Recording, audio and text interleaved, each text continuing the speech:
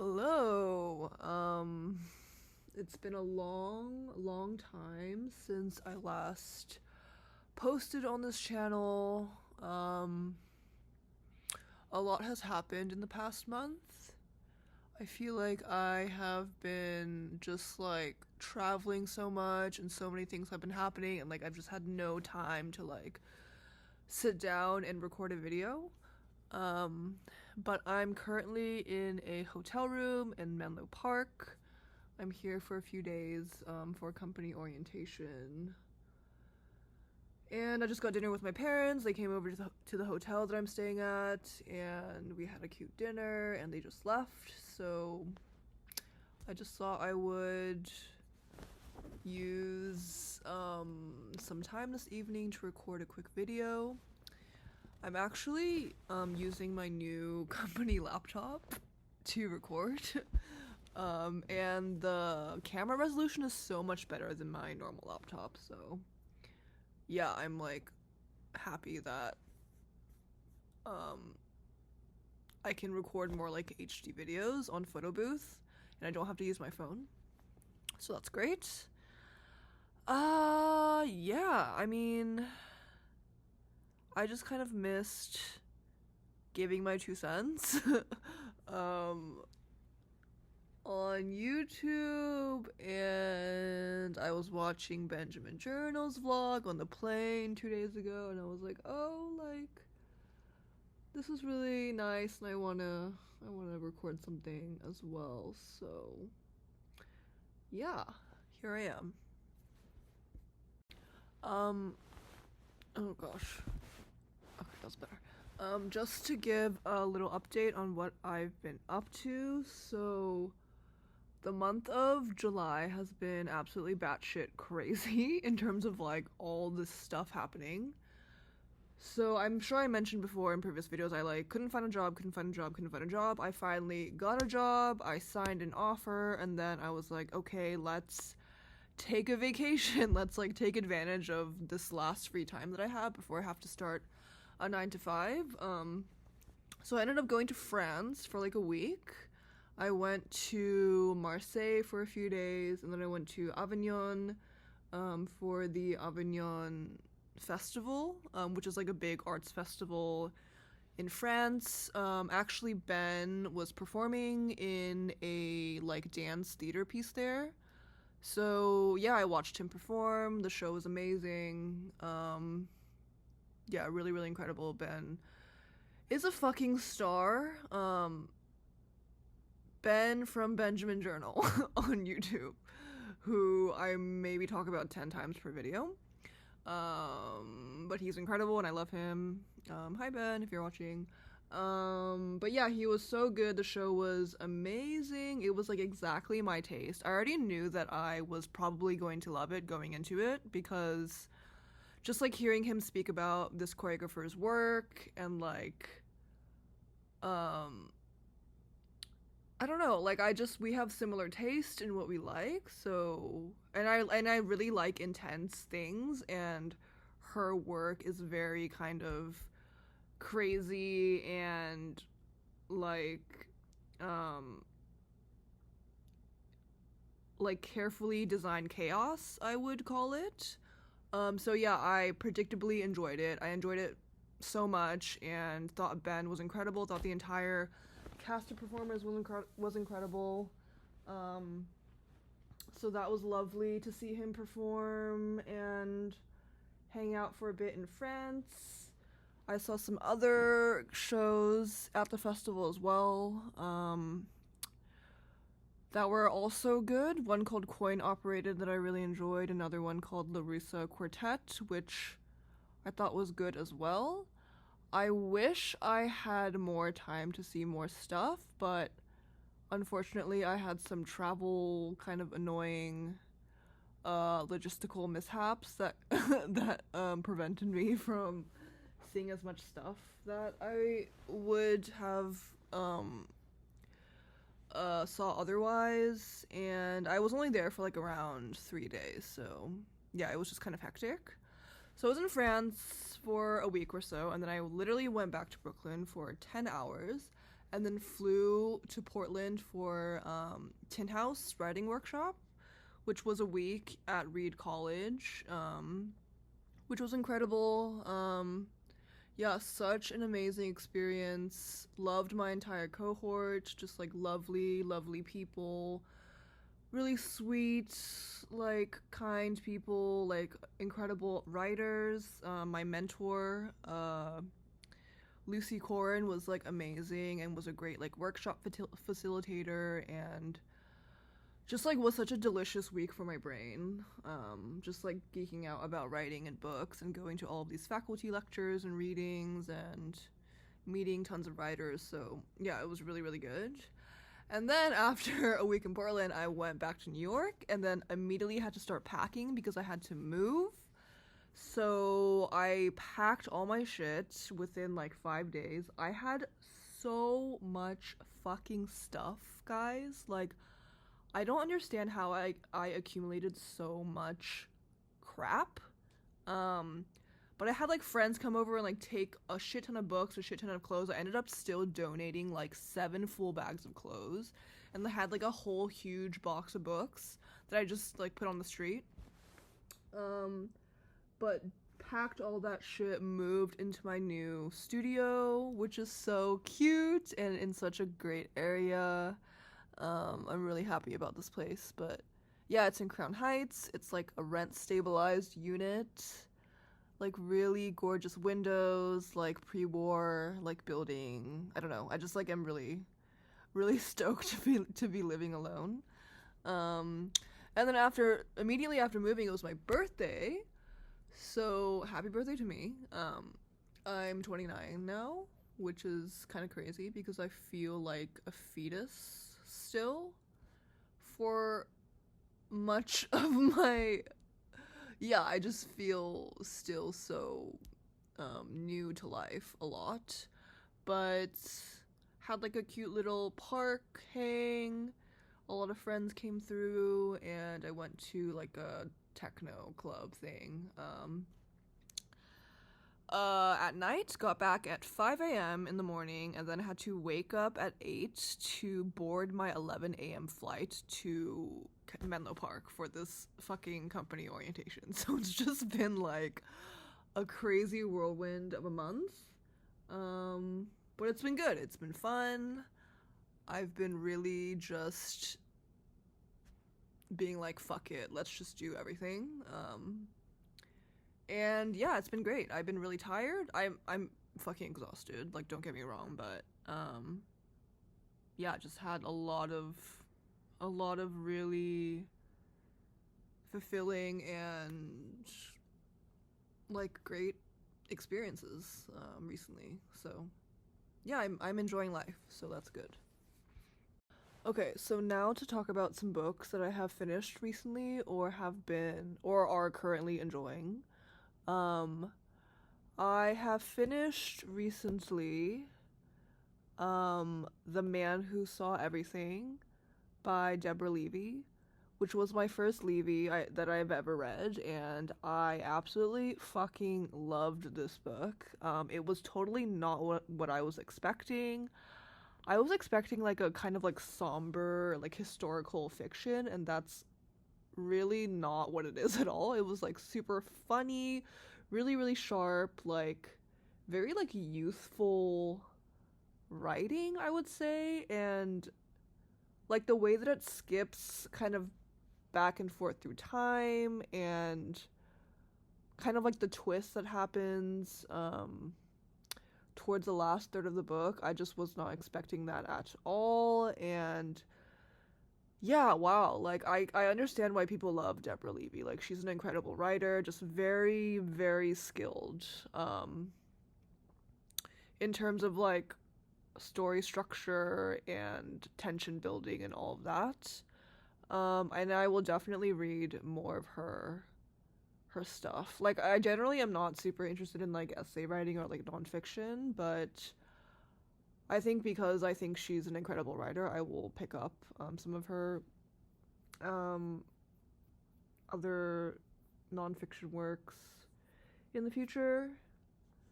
But yeah, I actually finished The Man Who Saw Everything at a restaurant in Avignon. I was like dining alone. It was like my last evening there, and I finished the book, and I really felt like I was going to like break down sobbing in front of all of these French people. Like that feeling in your body when like there's just you like feel that like you really need to cry, like there's like that pressure like in your chest and like behind your eyes, and I if I wasn't in public I really would have just sobbed my eyes out. And I was like, oh no, like I feel like I have to go home or something. And yeah, it just was really affecting the way that the story ended. Yeah, I just thought it was incredible. It really reminded me a bit of the Siri Hootsvet book that I read recently, What I Loved. Kind of like the same mix of like beautiful character development, but also like it's still like plot driven, like plotty, but still like very introspective, and just like really really good literary fiction, which is a genre that I just enjoy so much. And also the book is gay. Like I was not expecting that. Like there's some sexy steamy moments in there between the main character and like his like lover, and it's just it takes you to like so many different, it's very sexy. There's like a lot about relationships and sex, um and also the main character is like this beautiful gorgeous man. Like there's so many descriptions of him being like, oh, like he's just so like stunning to look at and like all this shit. So yeah, it was just a really enjoyable but also really emotionally affecting book. And yeah, I am excited to read more Levy for sure, because this was a great introduction to her work. Guys, I think I really need to have a king size bed because like this is so nice. Like wow. Oh my god. It's just like so nice to like sprawl out completely, and there's still so much bed that's there. Um okay, and then I finished reading the new Maggie Nelson book, Pathamada, um, which was also incredible. Actually, I picked it up because Ben finished it and really enjoyed it. It's a tiny, tiny book, maybe only like 70 or 80 pages, and I mean, Maggie Nelson is like a fucking queen. Like everything that I've read by her I fucking love, like the Argonauts, Jane, Bluettes, now this, like, yeah. Pathamada, to give like a short description, is it's kind of like a long personal essay. It's like about her experience with like chronic jaw pain and how that affected her life in terms of like finding medical treatment and trying to diagnose the issue and just living with like a pain, like living with bodily pain day to day, and how that affects you and how that like leaks into other aspects of life and all that. So yeah, like really, like also like it's a COVID book. It was written I think during the lockdown, so it's a lot about isolation and being in pain and trying to like relate to others, which I found to be really interesting, like the way that she explored that through this specific like manifestation in her body. Um yeah, like in the beginning I was like, okay, like sure, like I'm enjoying this. Like, okay, like she's talking about her jaw pain, like and how that relates to life, blah blah, blah. Like sure, like this is good. But I wasn't really like feeling it. Um but then towards like the last part of the book, it just really becomes so like heartbreaking. Cuz she starts talking about like one of her friends who is like an older woman who's like dying. Just I don't exactly know of what. Maybe of like I think she's maybe has cancer and is in hospice care, and it talks about her like like in her last days of life and her trying to spend time with her and about her passing, and also relating that to the death of Maggie's father, which was really just heartbreaking and sad. And there's this one part in the book where she talks after her friend passes away. She says that, there's only one person in the world that loved her like that friend did. And now that that friend is gone and doesn't exist in the world anymore, like, she will be known. She will never be known in that specific way again, and she will never be loved in that way again. And because of that, she is known less and loved less, which I thought was just, like, so... Like, it's so simple, but it's so true, and it kind of just made me really wish that the people that I loved and the people that I love me, like, would never die. Because it's just, like, really... I don't know. It's just... Yeah, life is so fleeting, and it's just really mind-boggling to me how someone can exist one day and then just not exist, and the world just continues. And I mean, I've never experienced like a loss that's close to me, but I think like death has always been something that really scares me. And yeah, I don't know, it kind of made me think about my mortality and and all that shit. But yeah, so that was very powerful. And then at the very end of the book, there's like this part of the book where she is speaking to her therapist, and her therapist asks her to write a letter like in the shoes of her father, like writing a letter to herself as if she is her father, like after he's passed away. And like she says during earlier in the book that she writes it, but then she just kind of puts it away in a drawer and forgets about it. And then several years later she finds it, and then she includes it at the end of the book. And it's just like this letter that she's writing to herself, but from the voice of her father, and just saying that, like, honestly, just very simple, very, like, universal stuff. Like, oh, I'm proud of you. I never wanted to leave you. Like, I love you so much. Like, you're doing okay. Like, all of this. But it was just so simple and so just, like, heartbreaking that someone has to, like, that people leave spaces in the world like this where they're just no longer there. Yeah, I found it. And I also, what was I gonna say? Yeah, Ben, who was talking about this book to me, he finished it on the plane and said he cried a lot, and I picked it up and I also cried when I was reading it at my apartment. And yeah, those parts both stuck out to us and we found to be really powerful. Yeah, this book, like, it's a lot less intellectual, I think, than some of Maggie's other works. Like, this feels a little bit more unguarded, a little bit more unfiltered, and more direct than some of her other stuff. Like, I think it's less, like, she's obviously a very smart lady, and she knows all her references, and, like, just culturally, she's very in tune with, yeah, just, literary criticism and, like all those sorts of genres. But I think this one is just, it felt very personal.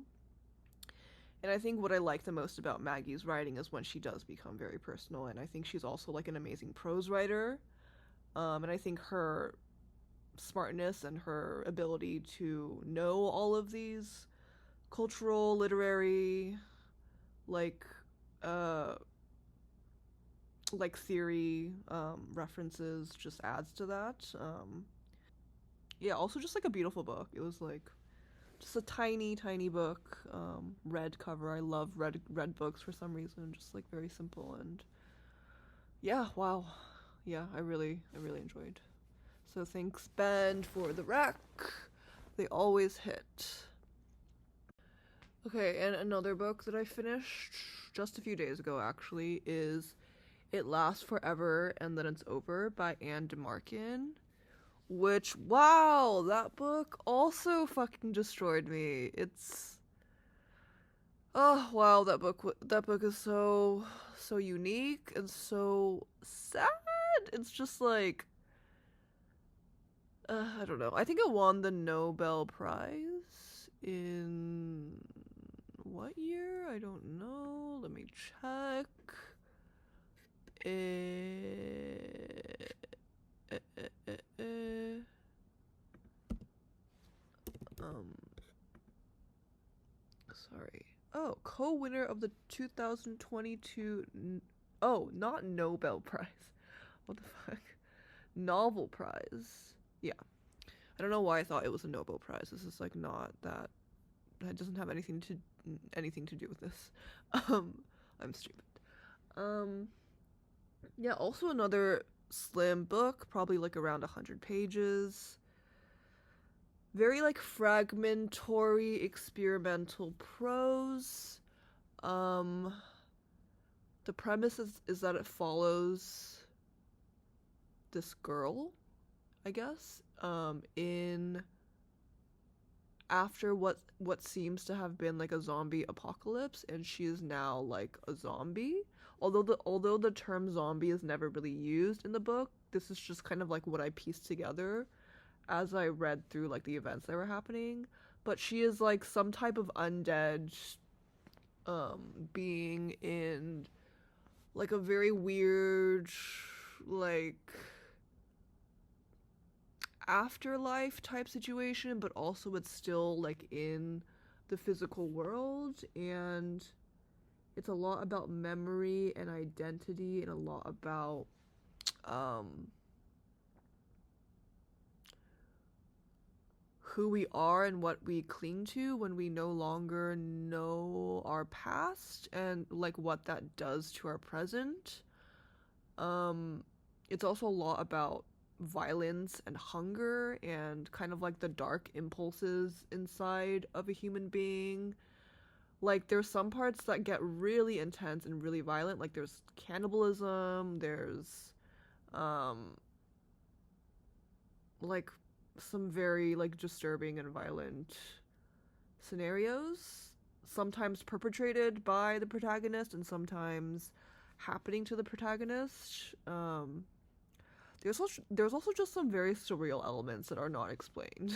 Like she loses her arm in for some reason. Like she just doesn't have an arm, and like that's never explained. And there's like a talking crow that speaks to her, which is also never explained. And there's also like these other zombie characters that are living together in this house, and like it's just like there's it's definitely not like you don't really know what's happening and how this character has gotten there, but it's still very compelling. And the prose is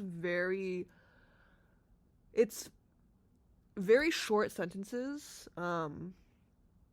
like very stream of consciousness type writing, but also like some of these sentences were stunning. Like, yeah, I was really just taken aback by the beauty of some of these sentences in it. Like in the beginning I was like, okay, like I see the vibe of this book, but it felt a bit too like ramble shamble, like all over the place for me to kind of like really sink my teeth in. But then as the story progressed and we stayed with this character more, I really started to get into it. Like yeah, I really enjoyed it. Also, like, I think this book does a really good job of like exploring some of these very um just like you know, like what happens when,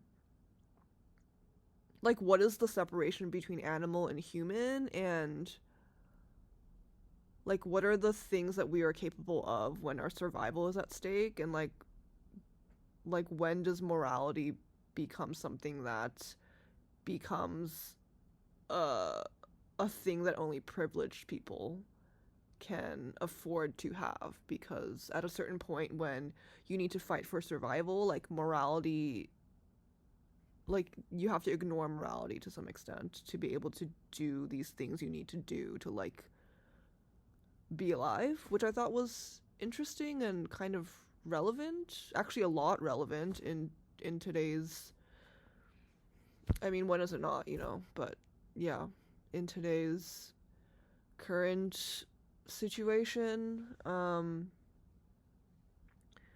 wow, there's some really just really brutal, gorgeous scenes, imagery, like vignettes that have really stuck with me. And the ending is so beautiful. Like,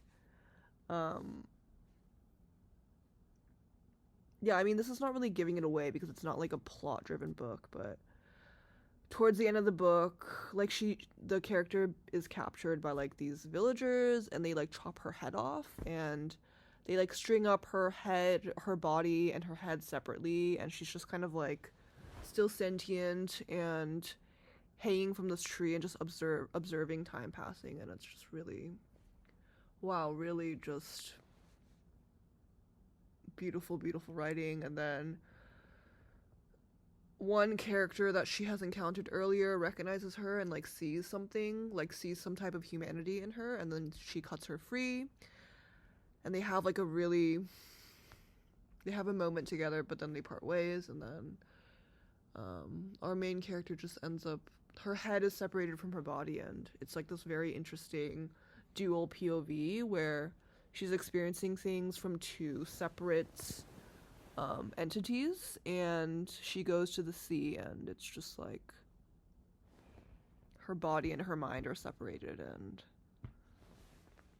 like how like she experiences some sort of catharsis and peace in that way. And I don't know, I found this book to be really beautifully written, so sad and so powerful, and so just,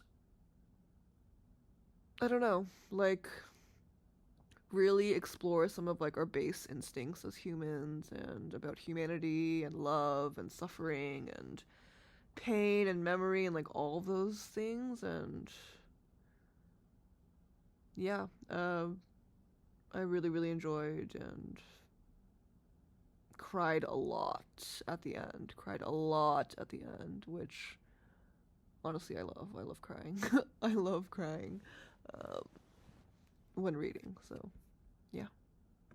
Okay, and then for books that I am currently reading, so first I am reading The Seas by Samantha Hunt, which Ben lent me. I'm really enjoying this so far. I'm like about halfway through. Yeah, I really like it so far. It's kind of reminds me of some mix between like Miranda July and Lori Moore or something. Like it's quirky, but it's quirky in a way that it doesn't like piss me off. I feel like sometimes with these books that have these really like quirky, kooky, like girl main characters, I'm just kind of like, okay, like sure. Like I'm not, it just is a little bit corny for me. Like I tried reading All Fours by Miranda July, and I just like could not get into the main character. Like sometimes these like quirky characters like will piss me off, but this is doing it in a way that is done well in my opinion, and is somehow managing to not make me roll my eyes when they do like weird shit all the time. But also just like beautiful writing and really interesting characters and a really interesting premise. Like it's about this young girl who's kind of, I guess she lives in like the seaside town where everyone is like an alcoholic, and it's just like one of those small like towns where everyone like there's not really much industry or business, and people are just kind of like drinking their lives away. And it's about her and her family. Her parents are kind of like these eccentric characters, and her father has just disappeared when she's young, but then just kept telling her when she was a kid that she is from the sea and she's a mermaid. And then just like one day disappears, and her mother is like still kind of like hung up on her father, and she has this very strange relationship with this older man who's like an Iraq veteran who she's like infatuated with, but he's just kind of like sees her as like some sort of platonic little sister, or I actually don't know. Like I'm not the Iraq veteran character kind of like is a bit obscure to me. Like I don't really know what he's about, but it's still interesting to read about. But yeah, I'm really enjoying it so far. It's like accessible prose, but also like there's some sentences that are really, really great. This is a part that was underlined by Ben, which also stuck out to me. When you are young, living in the North, sadness can make you feel like you have something to do. Sadness can be like a political cause, almost, or a religion or a drug habit. It's a lot of work to stay sad. Like, there's some really good, profound, introspective gems as well. And Maggie Nelson wrote the introduction for this book, which is, yeah, if Maggie likes it, then I'm sure that it's gonna be great. So yeah, I'm like about halfway through this and really enjoying it. I am also reading Audition by Katie Kitamura. Is that her last name?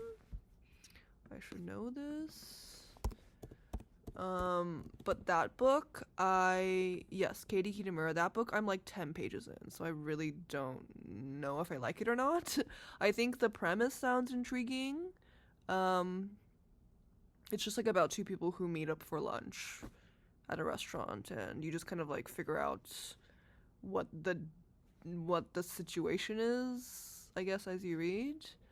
I mean, I tried to read Katie Kitamura is an author that I am interested in, but I tried to read Intimacies a few years ago, and I like couldn't really get into it. Like, A Separation has been on my list, my TBR, for a long time, but I still haven't read it. I don't know, I'm trying to give her another chance, so yeah. Currently also reading that. And then another fun one that I'm currently reading is Bury My Bones in Midnight Soil by V.E. Schwab, which is kind of like a sapphic vampire fantasy romance, which is really fun so far. Yeah, I really like V.E. Schwab. I have read her other series, which is which one was it?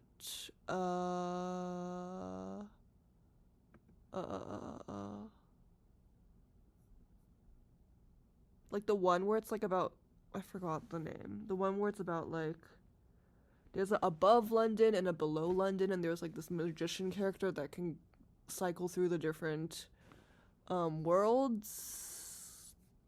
I don't know why I'm blanking on this book. But yeah, I really enjoyed that, so I'm excited to read more of this book. Sometimes I just really crave like a fantasy novel, just like a fun, like easy read. And I think it's just like I read so many depressing books, and sometimes I just want like a little escapism, which this book is definitely giving me. So okay. Sorry, I don't know why I did that. Okay. That's it for now. I cannot believe I'm in Menlo Park right now. It's like, who am I? Where am I? What am I doing with my life? yeah, that's the stuff I've been reading recently, enjoyed recently. Yeah, I hope this was interesting, and I'll see you in the next video. Ciao for now.